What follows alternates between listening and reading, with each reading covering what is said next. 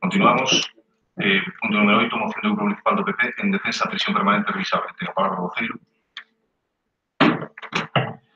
Bien, se trata de una moción para, como todos ustedes saben, hoy está en vigor en este país la prisión permanente revisable, a raíz de todos los acontecimientos ocurridos en los últimos años, para tratar de, después de la que es conocida como la sentencia Parrot, que determinó que mucha gente tenía que salir de prisión independientemente de la condena que tuvieran, entonces se instauró la prisión, lo que se conoce coloquialmente como la prisión permanente revisable. Hoy está en cuestión realmente por muchas fuerzas políticas la derogación de la misma. Nosotros lo que tenemos es una moción para tratar de que el Ayuntamiento de Póvoa de Caramiñal apoye la figura de la prisión permanente revisable, inste a los distintos grupos políticos parlamentarios del Congreso de los Diputados a reconsiderar esa posición y dar traslado de este acuerdo al Ministerio de Justicia. Entendemos que realmente es una legislación que ha sido, o que creo que apoyada por las encuestas, dicen que el 80% de la población. Yo estas cosas nunca me gusta dar datos de algo que no es cierto, pero sí que creo que realmente tiene un apoyo social muy amplio y sobre todo en nuestro municipio, pues después de lo ocurrido con la pobre Diana, pues creo que somos más sensibles ante todo este tipo de datos y sobre todo ante los delincuentes que realizan todo este tipo de acciones que, independientemente de nuestra legislación, lo que determina es la reinserción como medida de recuperación social de las personas. Hay personas que realmente no son acreditativas de ello y por eso lo que se establece es una prisión permanente revisable, no una cadena perpetua, sino que cada cierto periodo de tiempo, pasado un periodo inicial creo que de 20 años, se tendría que hacer revisiones continuamente durante un tiempo de creo que 3 o 4 años para que realmente ver si esa persona se ha adaptado, se ha reinsertado y puede volver a convivir socialmente con el resto de la sociedad. Para la oficina socialista. A dor que desgarra aos familiares de vítimas de crímenes atroces cursa de diversas maneiras. En España, desgraciadamente, temos ampla experiencia. Coñecemos a moitos pais coraxe que adoptaron unha actitude combativa ante os cruéis asesinatos dos seus fillos e vimos a persoas como Irene Villa ou o xoven de Utrera que testificou no xuízo do 11M consideran que unha perpetua victimización non lles axuda a continuar. Non nos corresponde indicar a ninguén como afrontar estes golpes da vida que case ninguén imagina como seríamos capaces de soportar. Pero a dor non é xusticia, a xusticia nun Estado democrático non se fai desde a dor nin desde a vinganza. Os representantes da maioría da sociedade española non queren que o noso ordenamento recolla penas inconstitucionais que podan atentar contra os dereitos humanos. Representan a millóns de cidadáns que pensan que non hai nada que justifique que se manteña en España estes castigos a que a grandeza do Estado demóstrase máis pola xusticia das súas penas que pola vinganza. Non só os representantes cidadáns pensan que tal pena é inconstitucional. O Consello Xeral da Avogacía así manifestou, así como asociacións de xuíces, fiscais e outros xuristas. O único que non dixo nada é que está chamado a facer o Tribunal Constitucional. Fai máis de 2 anos e medio que ten ese recurso sobre a mesa sen que tomara ninguna decisión. Comprendo ao pai de Diana Kerr na súa necesidade de non quedar separado ante o seu drama, pero me parece inaceptable a postura de pedir firmas para a iniciativa dun pai doente. A esta familia, a desgracia puxoa en movimento para loitar para que outros pais non pasen polo mesmo. E non poderíamos senón sumarnos a ese desexo feito de humanidade e de aflicción. O que sucede é que criminalistas, penalistas e expertos en ciencia penitenciaria poderían explicar que isto non vai a suceder, nin con esa pena, nin con ninguna outra. Ainda supoñendo que eliminaríamos para sempre da sociedade mediante a morte social, é dicir, que a reclusión perpetua, ou mediante a pena de morte, non conseguiríamos de ninguna maneira que tales infames casos non volvan a producirse. Nin a prisión permanente, nin a cadea perpetua, nin a pena de morte teñen ningún efecto a hora de incrementar a prevención xeral, é dicir, de disuadir este tipo de delincuentes. Os últimos guillotinados en Francia en 1986 o foron por raptos e asesinatos de nenas, pese a todos os delitos seguiron sucedendo. Repite o Partido Popular que é un castigo que existe en todo o noso entorno en 33 países, solo que esos países non tiñan xa un artigo como o 76 do noso Código Penal que permitira un cumprimento efectivo das penas de 30 e 40 anos en os delitos. En realidade, moitas das prisións permanentes dos países do noso entorno parécese máis a eso que o que pretenden que a reforma. Unha pena nunca debería fundarse na posibilidade de futuros delitos. Aínda así, non hai que deixar de poñer sobre a mesa os problemas penitenciarios e os riscos que supoñen crear almacéns de carne sen esperanza. Un penado así non ten motivación para non asesinar ou cometer outras crueldades en prisión. Sería bo preguntarle aos funcionarios de prisións outras vidas serían postas en perigo. Condenar sen esperanza non resolve o problema. Non se sintan mellores persoas por querer destruir os que danan. Ningún sufrimento deste país vai encontrar, desgraciadamente, reparación e ninguna pena de enorme ou humana que fora. A nosa confianza no ser humano, na súa posibilidade de cambio, é un pilar fundamental da nosa dignidade como sociedade. Sí, ben, efectivamente, a prisión permanente revisable implica unha visión da xusticia que ten a ver máis coa vinganza que coa xusticia propiamente dita. E resulta curioso que quenes enchense a boca todos os días coa defensa da Constitución defendan isto, xa que a prisión permanente revisable é incompatible coas finalidades da reinserción social que ha de ter toda a condena e que así marca a Constitución, non?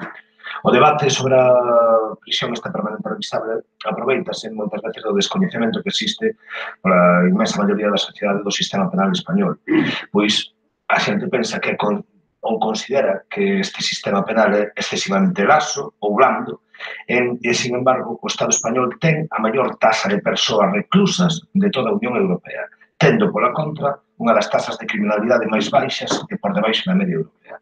Así mesmo, o Estado español ten unha media de cumprimento de penas moi superior a da toda a Unión Europea. E penas que poden chegar hasta os 40 anos de cumprimento íntegro, moito máis elevadas do tempo efectivo de cumprimento que de todos os países da contorna.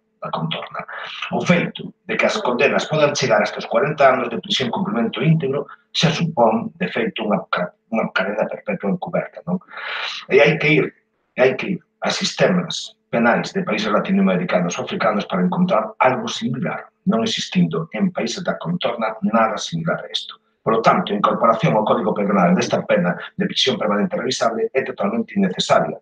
Supón a culminación dunha política criminal represiva e dura que non soluciona os problemas de delincuencia nin os estruturais e que se move por intereses de dubidosa moralidade, facendo entender á sociedade que o sistema de penas existentes non é suficiente, sendo todo o contrario, como se dixo, polo que non se justifica a prisión permanente revisable. Ademais, o Estado ten que situarse dentro da legalidade e da moralidade atendendo aos fins constitucionais de reinserción social e reeducación que constituyen o interés social. Por lo tanto, non hai motivos objetivos para este endurecemento de penas, xa que, como se dixo, o Estado español xa ten bastantes duras. A prisión permanente revisable conta coa oposición de prácticamente a totalidade dos operadores xurídicos, dos catedráticos de Dereito Penal, das asociacións de xuíces, de fiscais, e tamén coa oposición do Consello Xeral da Avogacía Española, que afirma que toda pena debe ir orientada á reinserción social e á reeducación, e os servizos de orientación xurídica penitenciaria dependentes dos colexios de abogados amosan o seu desacordo dicindo que a reforma non nos protexe máis, non nos fai máis libres e si nos converte en menos civilizados, porque o aumento das penas non supón a disminución dos delitos. A investigación criminolóxica demostra que o aumento da dureza das penas non disuade de cometer delitos. Non hai un só estudio que indique que a relación existente entre a gravidade das penas e a disuasión do delito se reflita nun incremento punitivo supoña unha disminución deses delitos. Isto que podemos comprobar en moitos estados que teñen a pena de morte, a prisión permanente, no caso de Estados Unidos é paradigmático nese sentido. Donde houve endurecemento de penas non disminuireu a criminalidade. A criminalidade vai descendendo progresivamente e se vai estabilizando no Estado español. E, dende logo, a nós o que nos parece é que onde hai que ir é as medidas que sexan efectivas. E as medidas máis efectivas son as que traballan desde a prevención do delito. Pero estas medidas están absolutamente marxinadas e non hai ninguna preocupación institucional para estudalas e adotalas. É necesario implementar e revisar protocolos, facer campañas, investir en estudios rigurosos, personal especializado, etc. Non entanto, o Partido Popular non propón ninguna desas medidas para superar os delitos. Só pide máis cárcel, unha vez que o delito xa está cometido. Así, por exemplo, e co exemplo que se puxo aquí, coa violencia machista, onde non se trata de casos puntuais, senón un problema estrutural onde hai que actuar, xa que por moita pena que se impoña, non se corrixe o problema, o ser este, insisto, estrutural. E o que pretende o Partido Popular é aumentar a pena sin corrixir o problema de base, sin solucionar así o gran problema que isto supón. É moi criticable, para nós é moi criticable, utilizar este tipo de sucesos tan dolorosos para optar por este tipo de medidas que forman parte do que os expertos chaman o populismo punitivo, o populismo penal, que o que fai é actuar sobre os instintos máis primarios, manipulando as emocións para buscar beneficios electorais. Pero estas medidas non son eficaces, nin beneficiosas nin útiles para a sociedade. Xa está demostrado que non rebaixan a delincuencia, polo que se trata dunha visión de xustiza que é máis vinganza que xustiza, e non favorece un debate serio e rigoroso sobre estes problemas penais, non? Dende logo, ao producirse unha situación de alarma social e pánico moral ante sucesos criminais popularizados por medios de comunicación de masas e de gran incidencia social, determinados políticos utilizan demagóxicamente o dereito penal buscando réditos electorais e eludindo a análise dos factores estruturais e sistémicos que subyacen en todo acto criminal individual. Por último, indicar ademais que os presos que cumplen longas penas, na súa maior parte, non volven delinquir, sendo a reincidencia nestes casos algo excepcional, ainda que magnificado por tratarse, desgraciadamente, en determinados casos de delitos especialmente graves. Por lo tanto, o noso voto en contra desta moción. Ben, pois, moitas gracias. A Asamblea de Nós Pobre, representada aquí polo Grupo Municipal de Nós Pobre e polo Goberno, decidiu absterse neste punto, ainda coincidindo seguramente bastante máis co BNG e co PSOE que co Partido Popular, e sendo conscientes de que posiblemente se aprobe, pero iso é algo que pasa noutros puntos, que as abstencións de grupos favorecen que se aproben determinadas mocións, como acaba de pasar coa nosa reprobación, por exemplo. Vamos a absternos porque non atopamos un punto de encontro no debate. O Tribunal Constitucional vaise a pronunciar sobre a cuestión sobre a pena de prisión permanente, revisable, e creemos que debe ser así como sigue o camiño, e, por tanto, nos vamos a abster. Ten a palabra o voceiro do Partido Popular.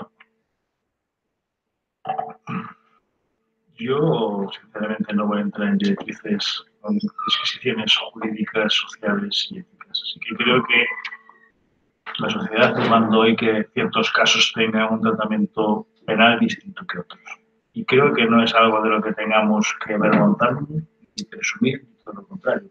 Hay ciertas personas que hay que, por desgracia, que hay que mantener fuera de la sociedad, hasta que demuestre que se han reinsertado y hasta que demuestre que han reconocido y que reconocen el daño que han hecho, al menos que hagan pues, un propósito de enmienda. Creo que hay una gran alarma social por este tema de la prisión permanente revisable, pues solo quiero recordar una serie de datos muy concretos y muy sencillos. Hoy en este país solo hay una persona condenada a este tipo de pena. Un padre de familia que cogió y mató a sus hijos con una sierra. Creo que una persona como las familias que todas tenemos en nuestra memoria tienen derecho que después de haber sufrido una pena y una condena sí que es permanente, cuando un ser querido, un padre, un hijo, una madre o un hermano desaparece, las cosas funcionan de otra manera. Creo que no tenemos que avergonzarnos como sociedad de exigir que seamos más justos. A riesgo a veces de equivocarnos, sin duda, pero creo que esto de que no sé si conseguiremos evitar algún tipo de delito, pero sí que creo que al final conseguiremos socialmente que la justicia sea más justa. Creo que no es de recibo que unos padres como los de Marta del Castillo no sepan todavía dónde está el cadáver de su hija. Y realmente con las nuevas normativas de la prisión permanente, si al menos ese señor no desvela dónde la enterró, dónde la dejó, dónde la depositó, dónde la tiró, o lo que hizo con ella, pues seguirá dentro de la cárcel. Creo que solo esa recompensa a esos padres doloridos creo que es suficiente para que estas cosas se apoyen. Entiendo que podemos entrar en disquisiciones de tipo ideológico y otro tipo, pero creo que La realidad es que el 80% de la población, o el 70%, pero un porcentaje muy alto de la sociedad española demanda que estas cosas se cambien ya. Y creo que nada más no tenemos que avergonzarnos de ello. Tenemos Dinamarca, que tiene la pena perpetua, la cadena perpetua, el desarrollador del submarino que mató a la periodista tal, lo van a condenar a cadena perpetua. En Suecia, el chico que mató en la isla no sé cuánto, tan impronunciable, la misma historia. En Francia tienen condenas más. Es decir, lo que yo creo que es sangrante es que hablamos siempre de las condenas de 40 años. La realidad es que al final no pasa nunca de 20. Y ejemplo tenemos a las dos personas que denunciaron o fueron propicios para que Joseba Palaza, bueno, todos sabemos quién este nombre tal, incluso saben hoy, no están arrepentidos, le hacen un homenaje y oiga, parecemos que eso es normal. Pues nosotros creemos que eso no es normal, que las cosas hay que cambiarlas sin vergüenza, sin acritud y sin ánimo de ningún tipo de venganza. Esperando que vaya el Tribunal Constitucional y termine lo que tiene que terminar cuando lo termine. Pero hoy por hoy creo que es una buena medida que no afecta a un número considerable de personas, pero que sí que creo que como sociedad tenemos también que protegernos de ciertas personas que no son recuperables y que al menos para serlo tienen que hacer propósito de enmienda y de tal, siendo conscientes de que al final no es un tema perpetuo, sino que oye, hay la posibilidad, por las revisiones periódicas que se establezcan, de que demuestre que realmente está apto para incorporarse a la sociedad. Esto es como el violador del Example de Barcelona, que se soltó por la condena de Parrot y al final, oiga, ha tenido que volver a ingresar porque ha violado a 3 personas más en los últimos años y medio. Hay personas que no pueden reinsertarse por las circunstancias que sean. Está muy bien hablar de la prevención y de todo esto, que es todo muy bien y todo el mundo muy perfecto. Pero la realidad social es la que es. Y hay personas que realmente no pueden o no deben estar en la calle mientras no demuestren que están habituadas o están habilitadas para ello. Aportado socialista. Non nada, recordar que tamén que o Consello de Estado dixo a prisión permanente revisable que é innecesaria. Bueno, facía mención a Francia, que ten a prisión permanente revisable, pero en Francia un violador múltiple non dura máis de 15 anos sin que lle sea revisada a pena. En Alemania, que tamén existe o resultado que o tempo medio de cumprimento dos delitos graves é de 20 anos, o sea, é dicir, entre os 40 dos que tiñamos establecido antes de introducir a prisión permanente revisable. Obrigado. Sí, non, simplemente que efectivamente na intervención do Partido Popular foi transparente e clara no sentido de que a súa argumentación era efectivamente un sentimento de vinganza a respecto de quen comete un delito, non? Acababa de decir que o que non pode ser que a persoa que fixera tal, como non sou exemplo aí Marta del Castillo, como non di onde está, pois polo menos que quede na cárcel. Eso, se non é un argumento de vinganza, non de xustiza, pois non sei que é, non? Insisto, ao BNG nos parece que o sistema penal español xa é o suficientemente duro antes de que se implantara a prisión permanente revisable e o fundamental, que o endurecemento das penas non axuda a prevención dos delitos. O que axuda a prevención dos delitos, si realmente como sociedade queremos que cousas deste tipo non volvan a acontecer, dende logo, aumentar a dureza do sistema penal non vai axudar a que isto ocurra. Nós somos perfectamente, podemos entender o sentimento de falta, de valeiro, de dureza extrema que poden sufrir as persoas achegadas cando derratan a vida a alguén cercano, pero dende logo a nós que non nos parece que eses sentimentos, eses impulsos sexan os que orienten como ten que ser o sistema penal. E dende logo, en casos, insisto, como este, de violencia machista, o que está claro é que son outro tipo de medidas que son as que leva reclamando desde fai moito tempo, as que poden incidir na prevención destes delitos e no cambio de tendencia a respecto da violencia machista. Polo Goberno, intervención. Fecha o turno. Yo creo que saber dónde han depositado un ser querido no es un tema de venganza. Yo creo que es de justicia. Creo que el sufrimiento de una familia por no saberlo tiene que tener, al menos intentar que desde el ordenamiento jurídico tenga una satisfacción. Y creo que subir la pena a alguien que no revela dónde ha hecho eso, pues para mí es justicia, para usted será venganza. Yo creo que son formas de ver las cosas. Entiendo su forma de ver la justicia, pero yo no la comparto. Y entendemos que esas personas tienen que estar ahí hasta que realmente digan lo que tienen, lo que han hecho y sobre todo cuando pueden o no reinsertarse, porque ha habido casos, y todos somos conscientes de ello, de gente que ha cumplido su pena y al final no se ha conseguido el objetivo de reinsertarse socialmente, sino que ha vuelto a causar problemas. Es una red social. No sé si es más o menos, tendrá más o menos repercusión, un porcentaje más o menos, pero creo que no tenemos que avergonzarnos como sociedad de aquella gente que no está dispuesta a cumplir con la normativa ética, normal, legal y moral que nos rodea, que cumpla sus penas.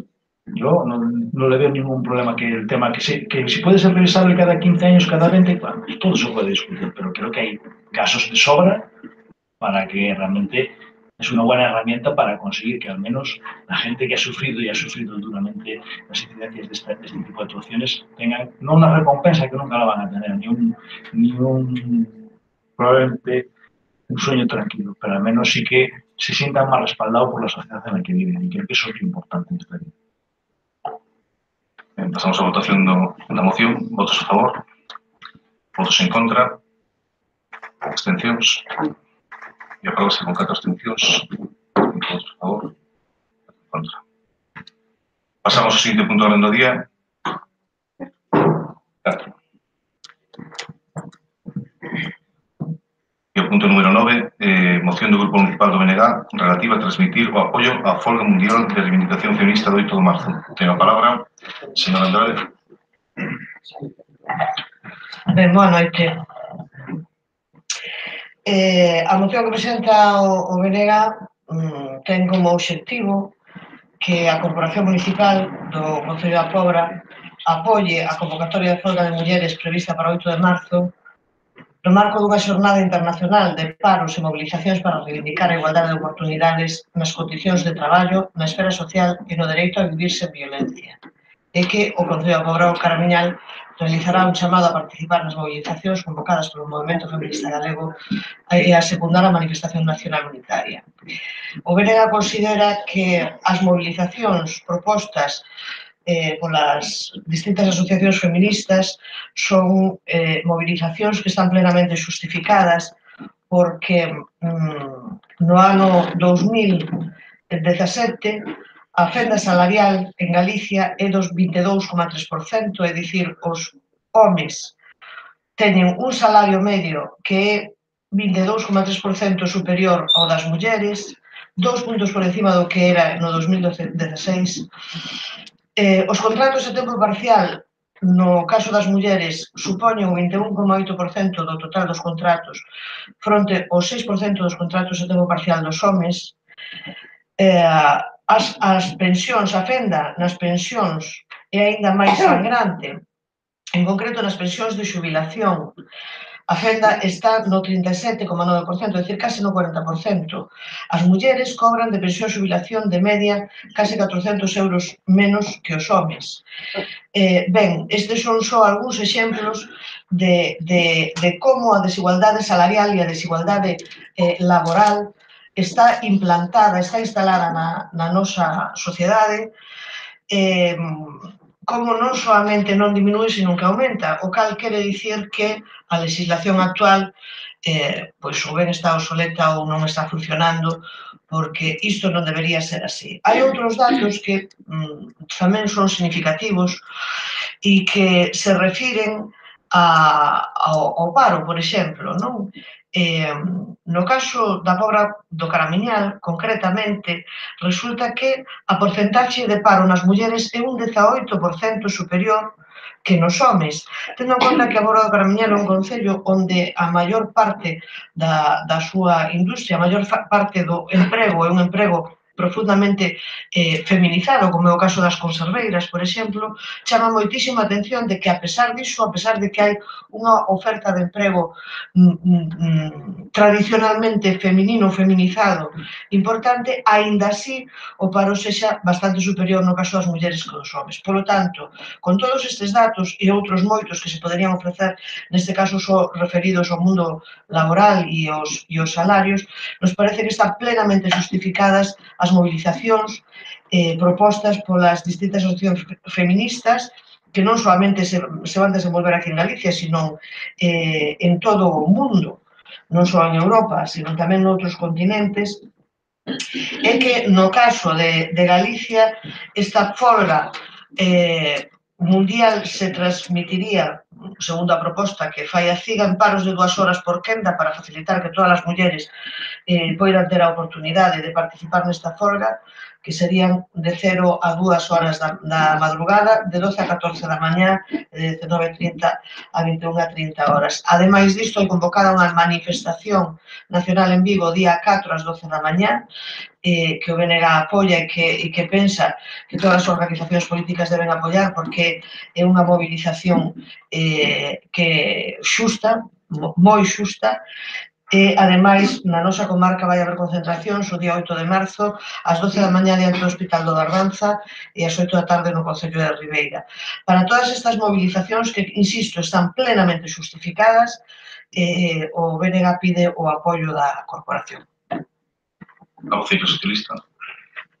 E o apoio do Partido Socialista 7, manifestar o noso compromiso coas mulleres, coa defensa dos nosos dereitos e coas políticas de igualdade como instrumento para avanzar cara a unha sociedade na que as mulleres sexan donas e exertan desde a súa liberdade e protagonismo das súas propias vidas. Recoñecemos os diferentes logros que se alcanzaron no noso país en materia de igualdade de xénero, pero tamén somos conscientes que ainda temos que percorrer moito camiño para erradicar o machismo que segue impregnado en todos os ámbitos da nosa sociedade. Apoiamos a concienciación e a reivindicación ante a situación generalizada de desigualdade laboral que temos as mulleres e de todas as desigualdades que afectan á condición de ser mulleres no noso país. Porque as mulleres sufriron e siguen sufrindo, seguimos sufrindo as consecuencias da crisis, porque as mulleres teñen de ganancia media anual preto de 6 puntos menos con respecto aos homes, porque a taxa de actividade das mulleres é aproximadamente 10 puntos menor que a dos homes, porque a taxa de paro das mulleres está 4 puntos por encima dos homes, porque o traballo a tempo parcial das mulleres representa aproximadamente 1/3 máis que o dos homes, porque a brecha salarial sitúase de media nun 23% en detrimento do salario das mulleres, porque a taxa de emprego das mulleres redúcese con maior número de fillos fronte aos homes que aumenta, porque as pensións das mulleres son de menor cuantía que as dos homes. Por todas estas cuestións, a moción o Partido Socialista vai apoiar. O Goberno ten a palabra do Concello de Igualdade. Bueno, dende o Grupo Municipal de Nos Pobra estamos totalmente de acordo coa moción, vamos a apoiar desde logo tanto as movilizacións do día 8 e a folga como a folga unitaria do día 4. Pasaremos además como Goberno a facer un chamamento á sociedade animando a todas as mulleres de acordo do camiñal a apoiar esa folga que creemos que é tan importante e que pode ser un exemplo de loita feminista imprescindible, xa que vivimos nunha sociedade que ao noso pesar, e ainda que moita xente ainda non quere reconocer, é totalmente desigual e que se basa na vida desigual, digamos, nas desigualdades que sufrimos todas as mulleres, ou gran parte. Por iso que nos vamos a apoiar a folga e animaremos a todas as mulleres do Concello a apoiar. Por Partido Popular. Bien, reconociendo el hecho de que hay una brecha salarial, es un dato obvio. Los datos que nosotros tenemos no hablan de un 23%, habla de menos, pero lo importante creo que no es el porcentaje, sino el hecho en sí. Y realmente somos conscientes de que es un camino que hay que andar, que se lleva andando, que cada vez la brecha es más reducida, que todo tiene su repercusión, pero nosotros no queremos que la acción sea desde las instituciones promover huelgas y fomentarlas, sino que lo que queremos es que hay que hacer políticas activas para que esas circunstancias vayan cambiando lo más rápido posible dentro de la realidad social de la que disponemos. Por eso nosotros vamos a abstenernos en la moción. Bueno. Ben, Non é certo que a brecha salarial sexa máis reducida, acabo de dicilo. A brecha salarial estaba no 2016 no 22,1 e no 2017 no 22,3. Por lo tanto, non se está reducindo, sino que está aumentando. Iso quere decir que a desigualdade non se está reducindo, sino que está aumentando. Aproveitouse a crise precisamente para aumentar a desigualdade e para retroceder en moitas conquistas sociais e laborais das mulleres. A marxe do que son as cuestións laborais e salariais está a cuestión da conciliación, por exemplo. Está a cuestión dos cuidados dentro da familia. En todos eses ámbitos sigue habendo unha descompensación terrible, porque a muller sigue asumindo aínda hoxe en día o mesmo número de horas nas tarefas de cuidado e nas tarefas do fogar que hai anos sin que se producise unha mellora na corresponsabilidade de homes e mulleres. Non se avanza, non se está avanzando na conquista da igualdade. Agora ben, xa nos quedou claro que a postura do Partido Popular, non a dixo Rajoy outro día moi clarito, non nos metamos en eso. O Partido Popular non ten interese ningún, polo que se ve, a pesar de que logo presenta unha moción sobre o 8 de marzo para o pleno, non ten interese en acabar con esta desigualdade. As mulleres, evidentemente, consideramos que son necesarias as movilizacións porque a legislación non está conseguindo os obxectivos que pretendemos, senón todo o contrario. E a actitude dos gobernos, en moitas ocasións, está favorecendo a continuación do patriarcado e a continuación da desigualdade, polos intereses que sexan. Por lo tanto, as mulleres non nos quedan máis remedio que plantarnos, efectivamente, para ver se así, nesta sociedade, nos damos conta de que non podemos continuar consentindo a desigualdade. E, polo tanto, a mí me parece perfectamente razonable que un goberno promova, apoie unha reivindicación tan xusta como esta. Partido Socialista, non é? Eu sí que lle quería decir algo ao Partido Popular. A mí realmente non me sorprende a súa abstención, incluso non me sorprendería o seu voto en contra, porque, por dar un exemplo, cando chegamos a este Concello a gobernar o grupo de Nos Pobra, nos atopamos con que un gran número de mulleres, non de homes, de mulleres, traballadores deste Concello e traballadoras deste Concello, tiñan contratos temporais, mentras que o servicio que elas non realizaban o realizaban empresas privadas a un custo laboral evidentemente moito mellor, moito peor, con salarios moi precarios. Esa é a realidade que viñan sostendo durante moitos anos. Cando falamos de brecha salarial, falamos diso. Este goberno aumentou o horario laboral de todas esas mulleres, tendo agora non só un soldo mellor, porque traballan máis horas, evidentemente, senón unha posibilidade de xubilación, unha xubilación máis alta, por lo tanto, ao darlle maior número de horas, se mellora a súa vida laboral e, evidentemente, o seu futuro. Esos son exemplos palpables do que é unha política que realmente loita por a igualdade de dereitos entre homes e mulleres e os políticos ou as políticas que non teñen pois ese obxectivo e realmente pois prefiren manter pois a explotación laboral de moitas persoas, moitas delas, a gran maioría mulleres nesta sociedade.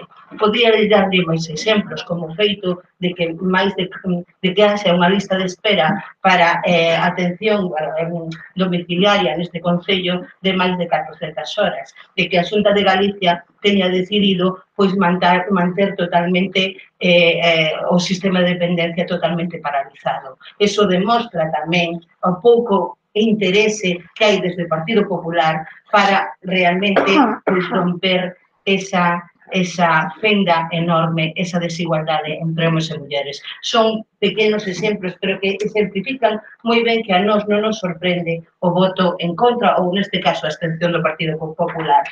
Teñen moito que cambiar. Partido Popular. Mira, que ustedes decidieran subir las jornadas de trabajo a las personas que han decidido darlo, es su criterio. Antes sus servicios se prestaban por otra empresa que también daba trabajo a ciertas personas.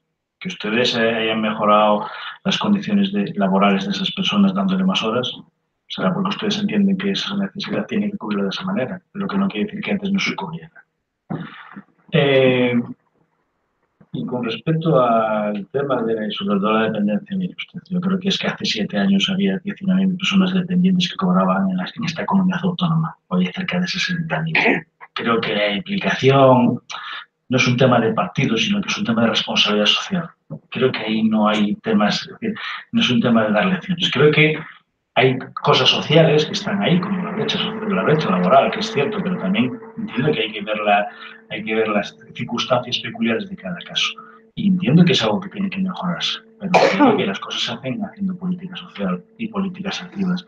Discreparemos, como siempre, probablemente en el tipo de políticas. En algunas coincidiremos y en otras no estaremos de acuerdo. Pero sí que nosotros nos abstenemos básicamente porque no queramos que cualquier cosas mejoren. No pongan en nuestra boca o en nuestro pensamiento cosas que no son ciertas. Nosotros queremos el bienestar de todo el mundo y que todo sea perfecto. Pero lo que no estamos es a favor de ciertas actuaciones como promover huelgas y fomentarlas de la administración. No porque el fin del objetivo sea mejorar las circunstancias de cualquiera, que yo estoy rodeado de mujeres. Mi casa, mi familia y mi entorno. No es un tema aquí, no somos los sobres del PP, queremos que las mujeres estén... Esto no es así. Yo creo que ustedes, todos somos conscientes de la realidad, pero tampoco es un tema de demagogia de utilizar las cosas de forma subrepticia. Y nosotros nos abstenemos por lo que nos abstenemos. No hace falta que usted nos dé motivaciones ni nos diga el porqué o por lo que. Y yo vuelvo a decir, la argumentación que usted nos da, ni ni en la dependencia, ni en las horas de asistencia. Todo eso se ha mejorado, pero multiplicado no por el doble, por mucho más. Entonces, oiga, parece que aquí todo lo inventan ustedes y las cosas no son así. No es un tema de juzgar quién pone más o quién pone menos. Yo no me gusta hablar de estas cosas en ese sentido, pero son ustedes los que lo sacan. Es decir, vaya, ustedes hayan mejorado las horas de trabajo de una persona, me parece muy bien. Si tiene derecho, si hay necesidad y deciden cubrirlo de esa forma, estupendo. Y seguro que esa persona gana lo que tiene que cobrar según el convenio, según su valía, porque muchas veces el convenio no refleja la valía. Muchas veces 2 personas en el mismo puesto de trabajo no tienen que cobrar más que otro porque tienen distinta valía. Que también es una brecha salarial, pero es una realidad social. Y eso yo creo que es lo que estamos. No nos vengan a decir ahora que ustedes, esto es culpa del PP, porque no es cierto. Esto es un tema social, igual que las mujeres tienen menos pensión. Es una desgracia, pero también es una lógica laboral de que se ha incorporado al mercado laboral hace 20, 30 años. Entonces, hoy es normal que con menos cotizaciones, por lo que sea, las circunstancias todas tienen su explicación lógica, nos gustan o no. Entiendo que hoy lo ideal es que hoy todo el mundo cobrara igual, que no hubiera la brecha salarial, pero oiga, lo que sí que tenemos que reconocer es que como sociedad esas circunstancias todas las hemos mejorando. Y supongo que siempre los que están gobernando querrán que las cosas vayan más rápido y los que están en la oposición querrán que fueran más rápido todavía. Pero la realidad social es la que es, no es un tema de partidos ni de ideologías. Nosotros si nos abstenemos no es por un tema de que seamos del PP. A ver si me entienden, porque ya está bien de etiquetas. Hecha a ponente moción. Ben, as mulleres temos menos pensión porque cobramos menos soldo, ni máis ni menos, porque a brecha salarial provoca unha brecha nas pensións, que é aínda máis injusta, porque os traballos das mulleres están máis precarizados, xa dicía antes, hai un maior índice de traballos temporais e de precarización. E iso, como consecuencia, evidentemente, trae peores pensións, claro. Ben, desde logo, no BNG creemos que o paternalismo non nos fai ningún favor ás mulleres, a perspectiva paternalista. As mulleres temos que ser donas de nós e para ser donas de nós temos que actuar. E para actuar hai que mobilizarse, efectivamente.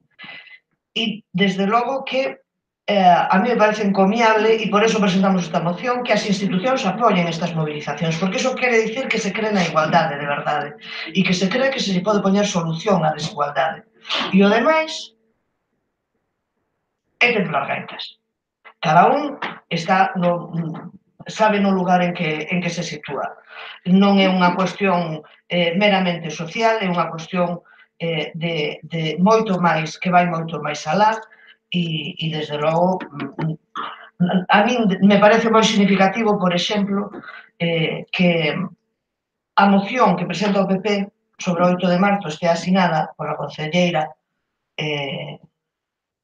Malvina Lojo, que para defender a súa abstención neste punto teña que facelo un home, o portavoz municipal, nesa actitude paternalista, efectivamente, que adopta sempre o Partido Popular e que a nos parece que non fai ningún favor nesta loita pola igualdade. Ben, procedemos a votación da moción. Votos a favor da moción? Votos en contra? Abstencións? Apróbase con...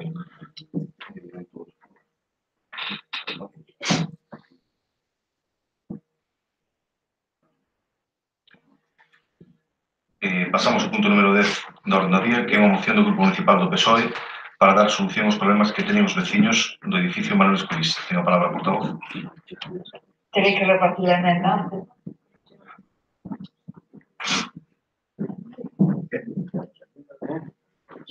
Sí, recordamos hoy, sí. Non comentamos antes, pero consultamos con a Secretaría e no noso regulamento recolle que calquera membro da corporación pode presentar. Vale.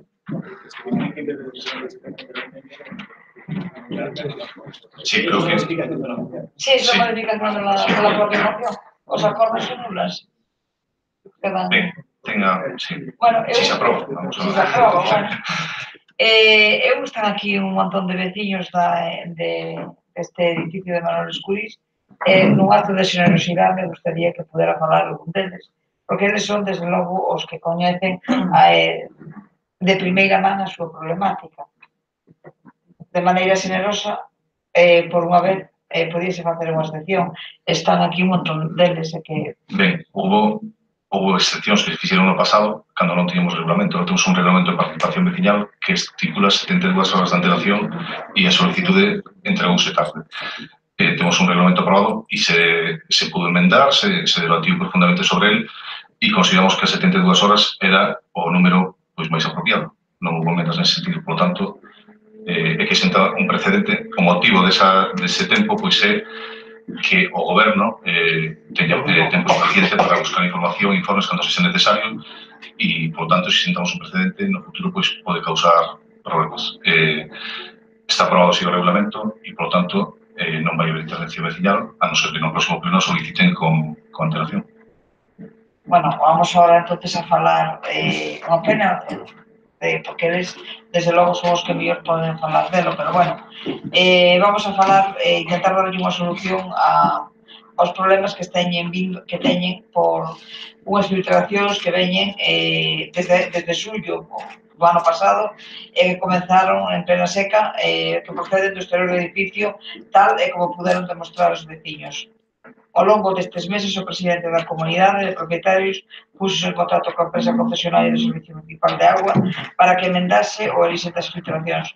A resposta da empresa Viacua sempre negou a súa responsabilidade, dicindo que a agua non era da traída municipal, pero como consecuencia das denuncias presentadas, reparou dúas grandes averías na curva da urbanización do Lagar. Como consecuencia das denuncias dos veciños, realizáronse algunhas reparacións e sustitucións dunha válvula na curva do Lagar e ao realizarse as reparacións cortaron a agua e a agua desapareceu do garaxe, pero volveu a aparecer en canto restableceron o servicio. Posteriormente, os veciños tuveron que chamar a Viaco porque a agua saía a borbotóns polo garaxe e unha vez máis volveron a reparar na curva do Lagar. A pesar de todo, a agua continúa saindo polo garaxe, impedindo o uso de 4 plazas de garaxe, danando a pintura de 2 coches e producindo grandes humedades na planta superior. Os acordos que se propoñían, bueno, tanto na comisión informativa se nos dixo que se había presentado un expediente por responsabilidade patrimonial, según o secretario, é preceptivo facer este expediente e, por lo tanto, se modifican os acordos da moción tal e como foi presentada co seguinte: tendo coñecemento de que por parte da Secretaría Xeral do Concello iniciouse o expediente de responsabilidade patrimonial legalmente previsto, este grupo que representa solicita a adopción dos seguintes acordos. O Goberno Municipal manterá unha reunión no prazo dunha semana coa representación da comunidade de veciños do edificio afectado.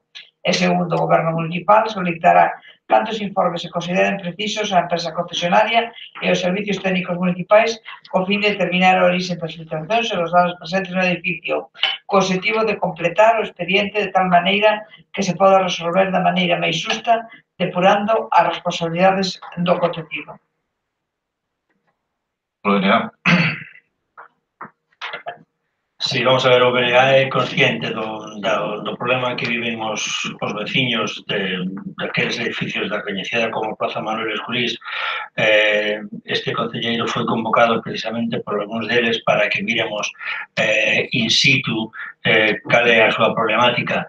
Dende logo, as condicións nas que se encontran neste momento aquelas instalacións son calquera cosa menos aceptables, absolutamente inaceptables.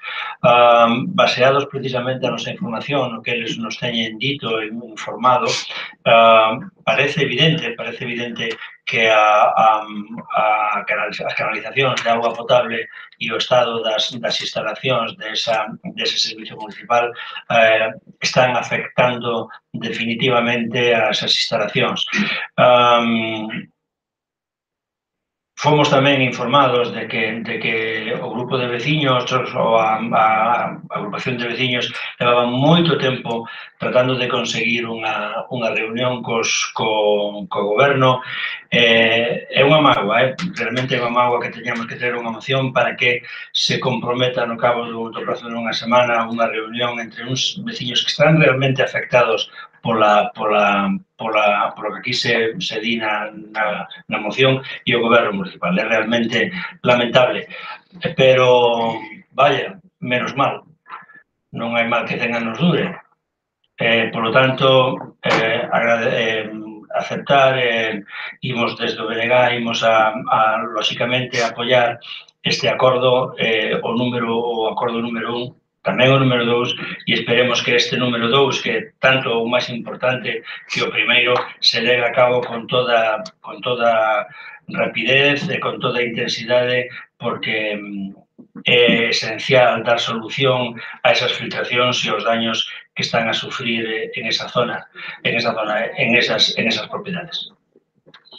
O goberno, ten a palabra, Concello Miguel Amarcos. Bueno, pois, como dixo a concelleira do SOE, é un expediente de responsabilidade patrimonial aberto.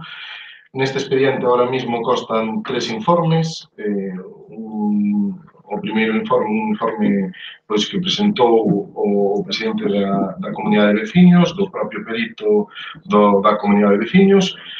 Un informe de Viacua e un informe do técnico do Concello. Realmente, deses 3 informes, ningún di claramente cales poden ser os orixes destas filtracións, e se habla de que uns que creen que do saneamento non é, o Viacua evidentemente di que non é nin do saneamento nin do abastecemento, fálase de augas subterráneas, etcétera, pero ningún deles di claramente cal é o orixe destas filtracións. Viacua, pola súa parte, a parte deste informe, tamén nos comentou que fixo análisis da auga para ver se tiña restos de cloro ou de alguna sustancia que pudera facer. Evidentemente, isto foi algo que se fixo de palabra, polo cal, como teremos que pedir máis informes, pediráselle un informe escrito onde pois certifiquen que se fixeron eses análisis e que realmente os resultados foron eses, e pediremos pois todos os informes que sean precisos para que por parte de Secretaría pois se dé finalizado ou resolto o expediente de responsabilidade patrimonial e subsanar desa maneira pois as responsabilidades, depurar as responsabilidades que haya que depurar. Realmente os informes non din claramente, sí que cercioran que hai esas filtracións, como xa o fixo pois, o presidente da comunidade no informe que presentou, na solicitude de reunións, pero realmente os informes dos técnicos non acaban de cerciorar se pertencen a augas subterráneas, se foi a raíz dunha avería que hubo fai 4 anos, ou como é. Entón, teremos que pedir máis informes á concesionaria do servicio pois, aos técnicos que se consideren oportunos para poder pois, dar por solucionado este expediente e así pois, acabar con este problema que sofremos veciños nos invernos. Me gustaría aclarar, por favor. Levamos 6 meses. 6 meses esperando. Sí, había que solicitar a quen había que solicitar na reunión. 6 meses. Por favor. 6 meses. Ao concejal de servicios. O concejal non ten dedicación exclusiva. Non ten dedicación exclusiva. O concejal de servicios en 3 meses a continuación presentar unha queixa no Valedor do Pou. Por favor, silencio. Por favor, silencio. Por favor, silencio. Por favor, silencio. Por favor, silencio. Me gustaría aclarar que por mañá todavía non figuraba no informe do técnico municipal porque hai 2 expedientes. Hai uno que o de... A mí me dice que non. Por favor. Estou explicando. Hai 2 expedientes. Un no que está a contestación ao Valedor do Pou e foi onde incorporou ese informe o aparellador e cando nos demos conta de que non estaba no expediente do pleno e da responsabilidade patrimonial foi cando incorporamos. Ahora se figuran o informe do aparellador o da aseguradora dos veciños e o de Diagua. Tengo a palabra Partido Popular. Bueno, yo, como manifesté en la comisión de seguimiento, en las comisiones informativas el martes pasado, yo fui testigo de realmente, no las humedades porque las veo continuamente, porque a veces tengo uso y disfrute de ese garaje, pero sí que de algo que era algo inusual, que fue un chorro de agua, una presión considerable con un caudal muy grande que no podía ser provocado por nada que no fuera inusual. La realidad es que estando allí, viendo que el techo estaba todo mojado, encharcado de agua, lo que era la placa, hasta 50 metros de distancia, te das cuenta de la realidad y la gravedad del problema y que además es un problema provocado por unas circunstancias exteriores y externas. Yo no sé lo que dicen los informes. El informe, lo que nosotros nos decimos. Yo sí que, igual que os dije el otro día, y creo que es algo obvio, que allí hay un problema de humedades y que sobre todo provocado, a raíz de lo que he visto, y en compañía del presidente de la comunidad, provocado en ese momento por una rotura, porque tan pronto se arregló la rotura y se cortó el agua dejó de salir a los 10 minutos. La prueba la podemos hacer así. En los informes cogéis en el mismo sitio de la curva de arriba donde estaba el antiguo aserradero de la antigua carpintería de Rivera, que está en la curva de Lagar, donde se reparó, se vuelve a romper o se abre una llave de paso, habrá que dejarla correr a lo mejor media hora, 1 hora o 2 horas y seguramente vais a ver el agua saliendo por donde tiene que salir. Y creo que es la mejor prueba que hay. Fuera de los informes técnicos, de los informes de todo el mundo, porque es algo obvio que se ve a la vista. No hace falta mucha más distinción al respecto.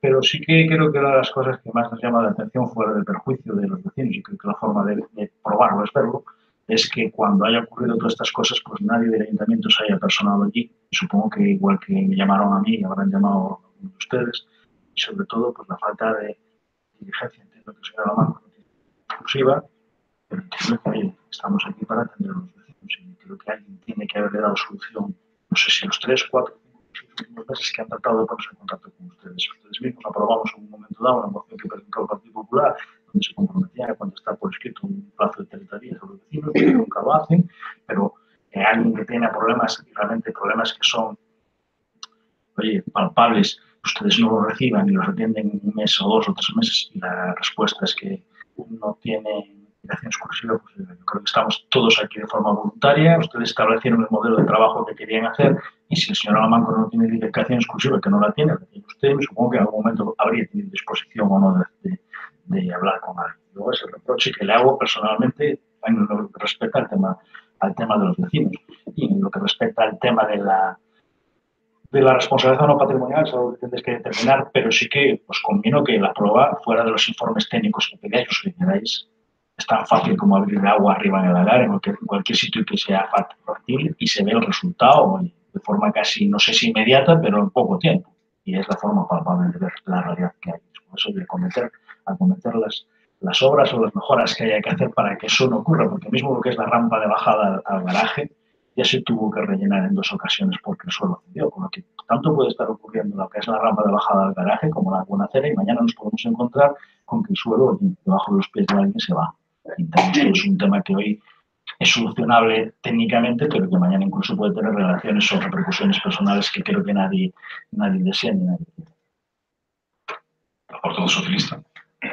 A ver, aí hai un certo tempo, non sei se 2 anos, ano e medio, 3 anos, fundírase a acera ao lado dese edificio, non? Non sei se ao mellor, debido a esa reparación, a agua desvíase por outro lado, porque, a ver, non é normal que esa acera se funda. Ao mellor hai Viacua dicíalle aos veciños que por o lagar discurren os manantiales, entonces tampouco, ao mellor, se os manantiales eses non están ben canalizados, ao mellor, pois, é o que está facendo realmente daño, aparte das fugas que pode haber. O que está claro que hai un daño enorme no garaxe do edificio e que, bueno, que tamén lamento que chegara hasta tantos meses, non? Casi 6 meses despois a intentar darlle unha solución. Non sei se o señor Lamancos, cando se refería que había unha avería de hai 4 anos, non sei a que tipo de avería se refería para que poda esa avería, que sin estar ben resolta aos 4 anos, que pudera, bueno, pois ahora causar os danos que están facendo. Por outra parte, pois, eso, no sucesivo, que, bueno, cando daba unha problemática social, ademais con tantas persoas afectadas, hombre, rogarlle que un poquinho, pois eso, máis de sensibilidade cara tamén hacia eles, o sea, de atención. Pues en todo momento tínhamos os informes de Viacua no que decían que non é responsabilidade deles. Nós non temos por que desconfiar da empresa concesionaria en ningún momento. En todo caso, o problema ven desde moi antigo. Pudo haber fugas puntuales, pero o problema ven desde moi antigo. E non podemos máis. O BNG non dito nada. Permítanos desde o BNG que nós non imos ofrecer solucións técnicas, non nos consideramos preparados para decir de onde, como onde hai que mirar as cuestións, pero imos insistir unha vez máis nos puntos que nos traen un acordo. Primeiro, que se execute, que se realice canto antes esa reunión, primeiro, que canto antes se mire esa reunión, e segundo, que se establezca, de ser posible, unha comisión, un grupo de traballo, de apoio entre os veciños, entre os afectados e o propio Concello e aquelas parte dos servicios municipais que están afectados por esta problemática para que canto antes se solucione, se vayan dando os pasos necesarios para corregir dunha vez esa EMA.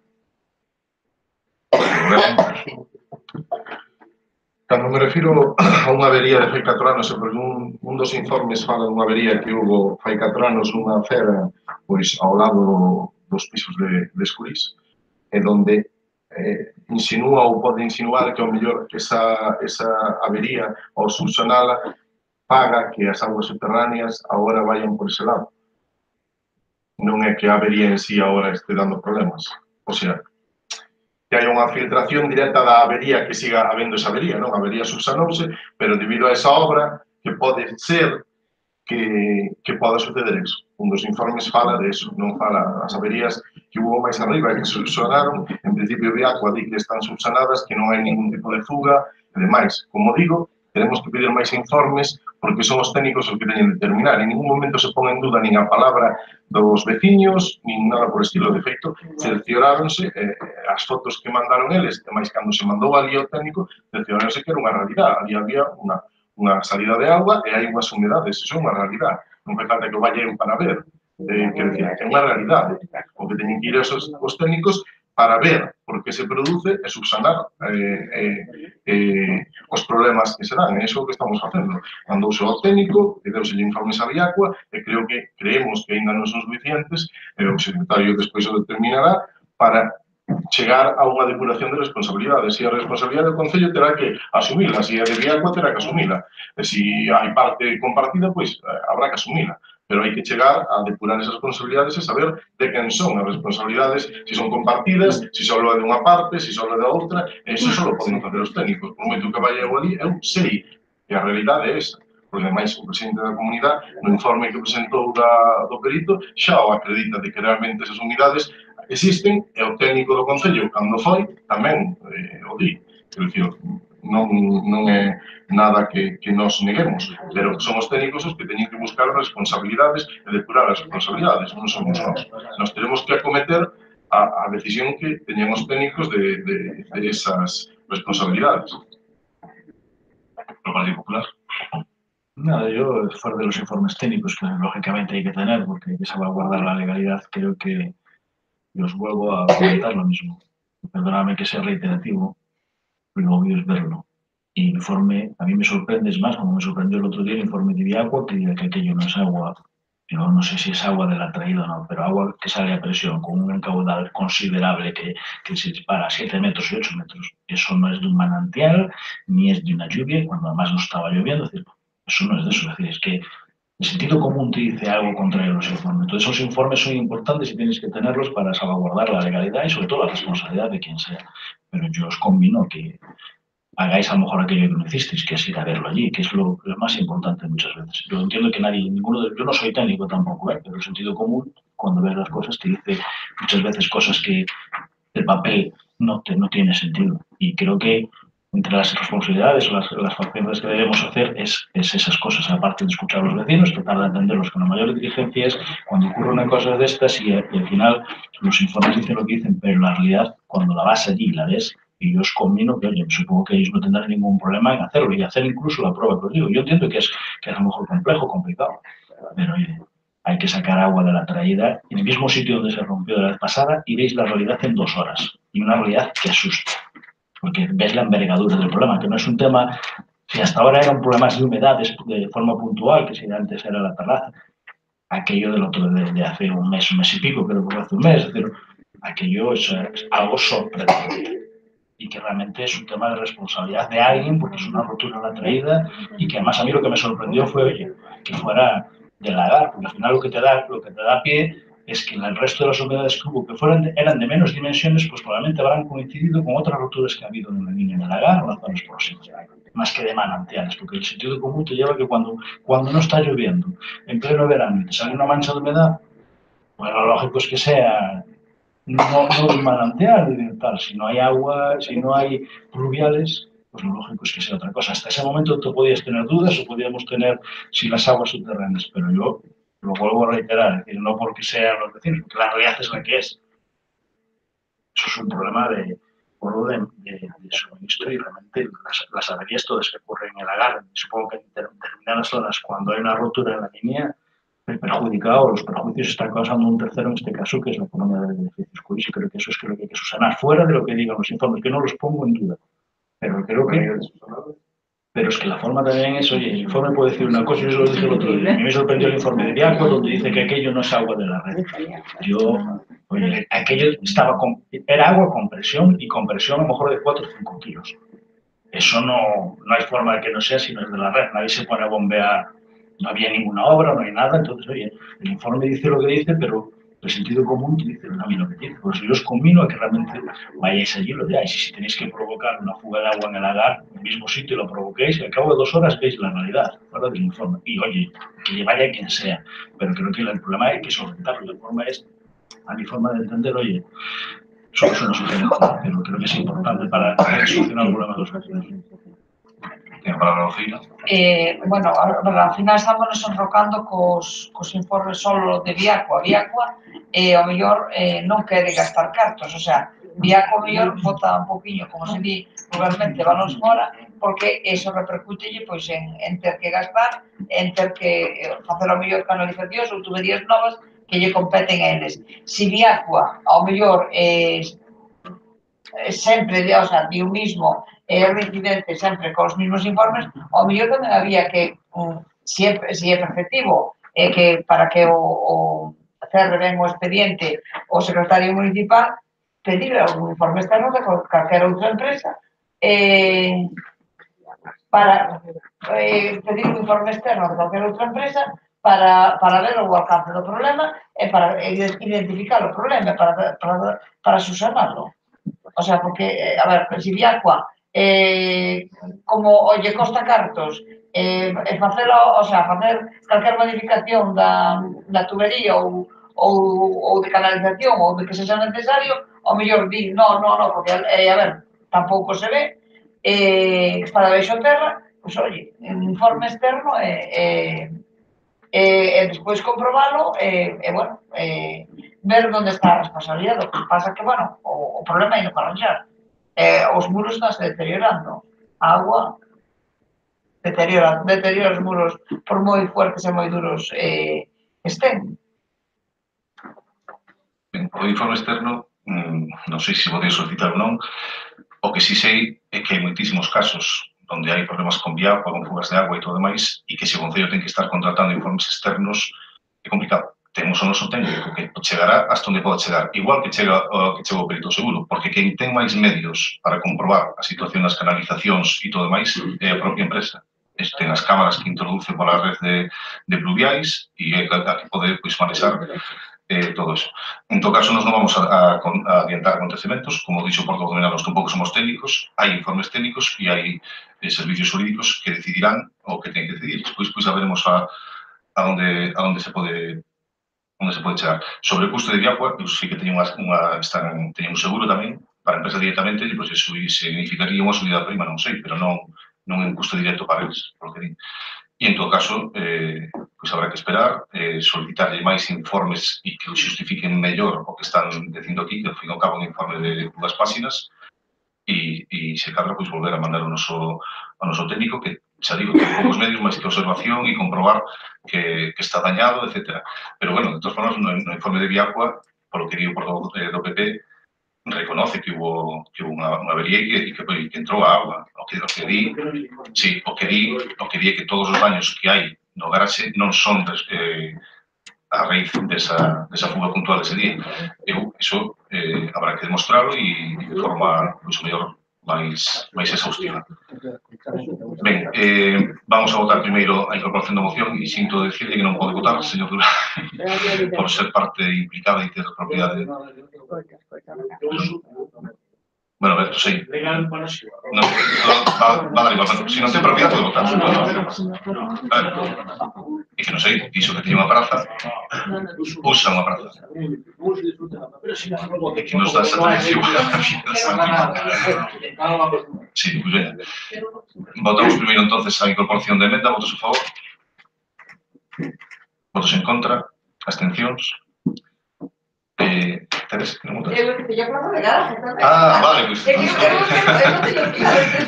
Vale, pois entonces, e votos a favor da moción que a emenda incorporada. E aprobase por unanimidade dos que poden votar. Ao final non,